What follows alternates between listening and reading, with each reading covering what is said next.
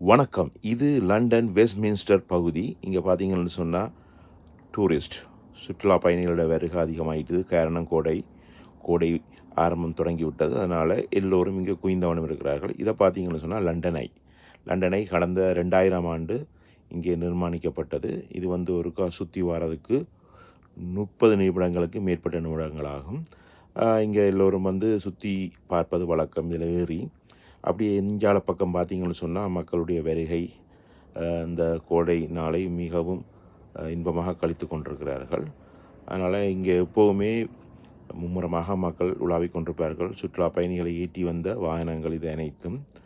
சரி, நான் மீண்டும் இந்த லண்டனை பற்றி சொல்கிறேன். இந்த லண்டனில் மொத்தம் 32 கேப்சூல்ஸ் இருக்குது. இதில் 25 பேர் ஒவ்வொரு கேப்சூலையும் வரலாம்.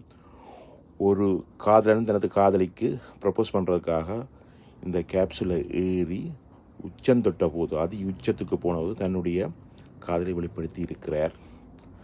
அந்த பெண் மறுத்துவிட்டார்.